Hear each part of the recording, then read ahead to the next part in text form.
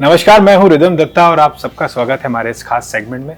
कहते हैं cinema entertainment के लिए और इंगेजमेंट के लिए बनाई जाती है, लेकिन आज जो सिनेमा आने वाली है बॉक्स ऑफिस पर, वो कहीं ना कहीं आप सबको इंगेजमेंट करने पर मजबूर करेगी, सोचने पर मजबूर करेगी, क्योंकि एक ऐसा टॉपिक है जो अक्सर हम सुनते हैं, पढ़ते हैं, मगर कहीं ना कहीं भूल जाते हैं।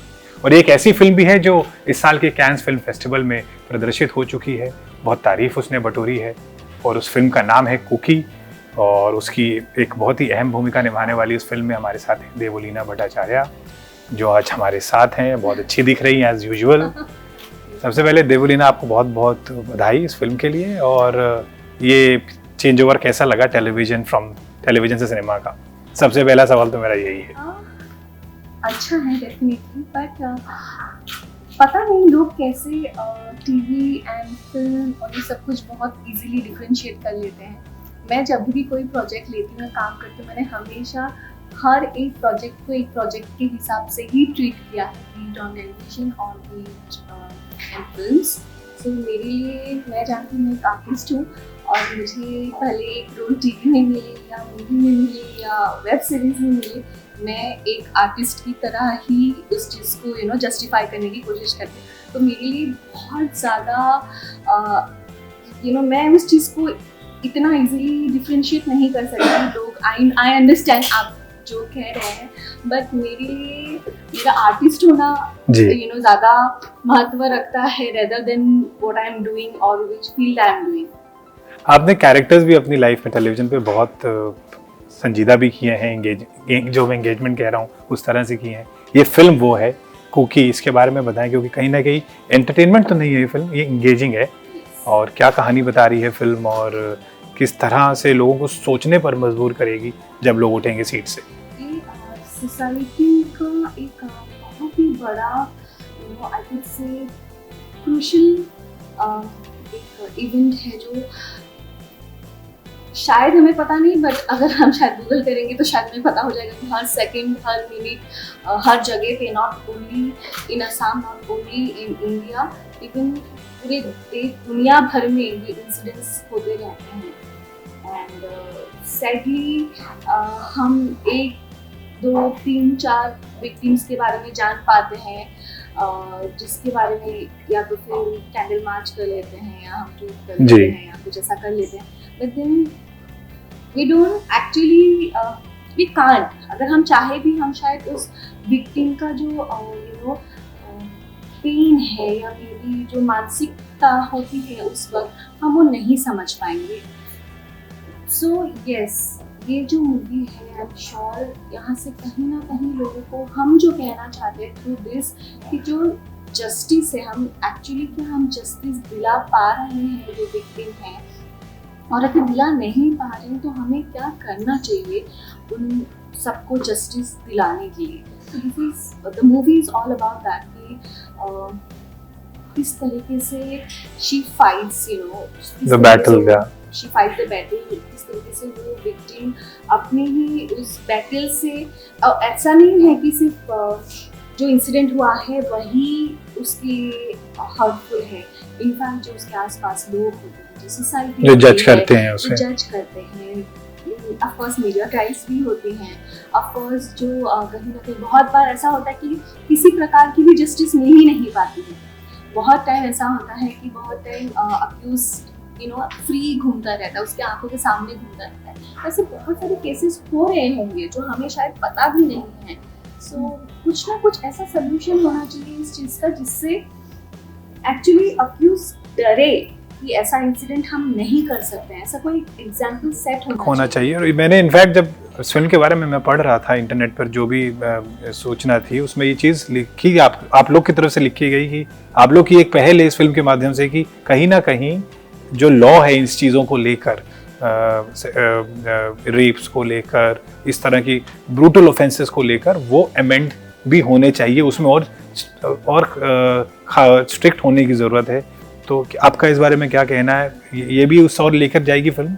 Yes, 100%. इस फिल्म में जस्टिस है and at the end of the honestly उस तरीके की जस्टिस जैसे हम दिलवाना चाहते हैं वैसे नहीं हो पाता है, क्योंकि अनफॉर्चुनेटली वैसे लॉज अभी तक नहीं बने हैं हमारे यहाँ पे, हमारे देश में ऐसे लॉज नहीं है जहाँ पे हम इजीली किसी को भी डेथ पेनल्टी दे सकते हैं। हैरानी की बात तो मुझे ये होती है कि बहुत सारे मैं ऐसे लोगों के स्टेटमेंट्स पढ़ती हूँ, ट्वीट्स पढ़ती हूँ जहाँ पे एक्चुअली रेप अक्यूज्ड के लिए भी बोलते हैं कि डेथ पेनल्टी एक बहुत ही लाइक स्ट्रिक्ट एक्शन है जो नहीं होना चाहिए। सो आई थिंक रेप से बढ़कर हेनियस क्या हो सकता है जिसकी वजह से अगर आप एक्यूज्ड को अगर डेथ पेनल्टी भी देते हो, उस पर भी अगर आप सवाल उठाते हो या बोलते हो कि नहीं होना चाहिए, तो I guess as a society हमें इस बारे में एक्चुअली सोचने की बहुत ज़रूरत है। और परहैप्स में भी शायद आपके सराउंडिंग या आपके घर पे या आपके लोगों के साथ शायद ऐसा कुछ हुआ नहीं है, इसलिए आप इजीली वो स्टेटमेंट दे सकते हैं। बट जाके उन विक्टिमों से पूछिए जिन्होंने ये एक फेज जिया है मतलब like she is anyway she is dead, right? The moment वो इंसिडेंट से वो गुजरी हैं तभी like she just I could say lifeless life, मतलब जहाँ पे उनको बस पता है कि लड़ना है। अभी तो एटलीस्ट ये अच्छा है कि लड़कियों में थोड़ी हिम्मत आ गई है, पेरेंट्स सपोर्टिव होते हैं। पहले के ज़माने में तो वो भी नहीं होता था। बहुत टाइम अभी भी शायद होता ही होगा कि अक्यूज के साथ ही विक्टिम की शादी भी करवा देते हैं। बहुत बार ऐसे भी हमें सुनने में मिलता है। सो वन कैन अंडरस्टैंड कि उस विक्टिम के बारे में आई थिंक कोई सोचता ही नहीं है, विच इज़ वेरी पेनफुल। मुझे लगता है कोई भी नहीं सोचता उस विक्टिम के बारे में। सब यही सोचते हैं सोसाइटी क्या बोलेगी, पेरेंट्स पे क्या असर होगा। अगर सबसे और क्रिटिकल अगर विक्टिम की अगर सिबलिंग्स हैं तो तुम्हारे वजह से हमारे बाकी बच्चों की भी शादी नहीं होगी। तो बहुत सारे सोसाइटल प्रेशर्स पेरेंट्स से भी आती है, सोसाइटी से भी आती है। कहते हैं ना कहीं सबसे बड़ी जंग इंसान अपने घर में लड़ता है। बाहर में तो बात की बात है, बट सबसे पहले जो घर वाले उनको चेंज होने की जरूरत है। और आपने एक बात अभी हम इंटरव्यू से पहले भी जब हमारी बारे पर चर्चा हो रही थी, आपने कहा था कि फिल्म एक बड़े अच्छी चीज पर भी प्रकाश डालती है कि ऐसे विक्टिम्स का चेहरा ब्लर कर दिया जाता है, उनको इस तरह से दिखाया जाता है कि क्रिमिनल वही है। तो ये फिल्म कुछ इस तरह इस तौर भी डिफ्लेक्ट कर रही है ऑडियंस को। एट द एंड आपको देखने को मिलेगा कि जो हमारी मेन लीड है जो कुकी है, सो वो खुद ही सामने आती है, खुद ही बोलती है। आई गेस आपने टीजर में भी देखा जी। तो बहुत टाइम होता है कि विक्टिम का जो फेस होता है वो देखिए इसीलिए नहीं करते हैं क्योंकि सोसाइटी प्रॉब्लम है, ये सोसाइटल प्रॉब्लम्स है। तो सोसाइटी में अगर आपने देख लिया तो मे भी हो सकता है वो शायद अपने घर के बाजू से भी जाएंगे तो शायद उसी को ही कोई कमेंट करेंगे बिना ये सोचे कि भाई उसकी तो उस पर गलती नहीं है। बट आई नो हमारी सोसाइटी वैसी है। अभी कितना भी हम डेवलप हो जाए, कितने भी पढ़े लिखे हो जाए, कितने भी कुछ भी हो जाए, एट सम पॉइंट मुझे लगता है कि मतलब विक्टिम को ही अक्यूज बनाने की आदत हो गई है जनरेशन टू जनरेशन, और वो कहीं ना कहीं कंटिन्यू हो रहा है। तो किसी ना किसी को वहाँ पे तो वो कट करना पड़ेगा कि वो विक्टिम है, वो अक्यूज नहीं है, उसे किसी चीज़ की जस्टिफाई करने की ज़रूरत नहीं है, उसे जस्टिस दिलवाने की ज़रूरत है हमें।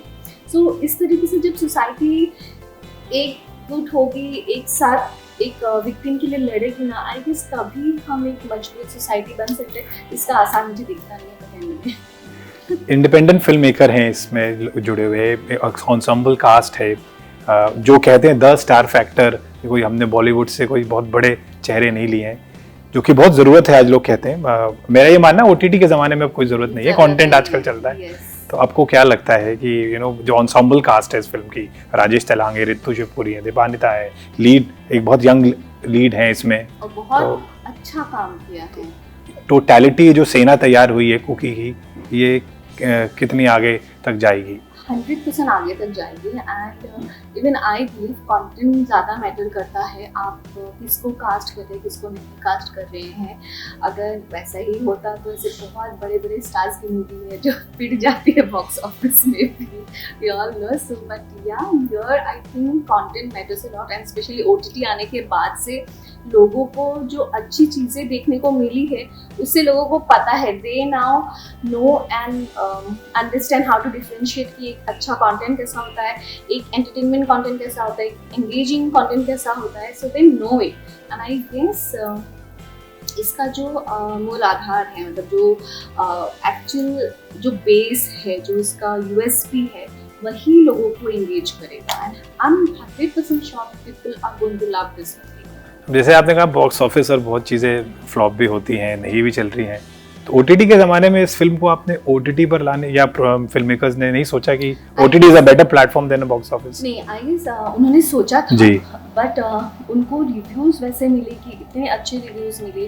रिसेंटली ये मूवी कांस में जी। भी आई है, तो उनको रिव्यूज़ इस तरीके से मिले, तो बहुत उन्होंने के आसपास जितने लोग हैं तो सबने उन्होंने वही डिस्कस किया एंड देन दे डिसाइडेड कि हम थिएटर में पहले रिलीज करेंगे and may be yes like upcoming time में कभी हो सकता है कि ओटीटी में भी रिलीज करें। तो इट ऑल डिपेंड्स कि अपने प्रोड्यूसर या बाकी जो डिस्ट्रीब्यूटर्स हैं वो किस तरीके से प्लान कर रहे हैं, बट आई एम श्योर जैसे भी प्लान कर रहे हैं आई बिलीव कि ये मूवी बहुत अच्छी जाने वाली है।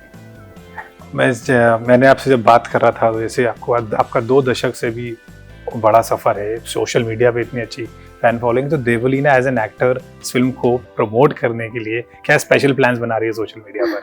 मुझे लगता है इस फिल्म को प्रमोट करने के लिए स्पेशल प्लान्स बनाने की कोई ज़रूरत नहीं है। मैं सच्ची बता रही हूँ, आप सिर्फ एक बार मूवी देख लोगे ना, बहुत फिल्म्स ऐसी होती हैं जो ना माउथ प्रमोशन से ही लोग देखने चले जाते हैं। बहुत सारी ऐसी फिल्म्स आज के टाइम पे बन रही हैं जो लोगों को शायद पता भी नहीं, एक टीजर आता है या एक ट्रेलर आता है एंड कुछ लोग देखने जाते हैं, उसके बाद आपको पता चला अरे ऐसी मूवी भी आई है जो हिट हो गई है।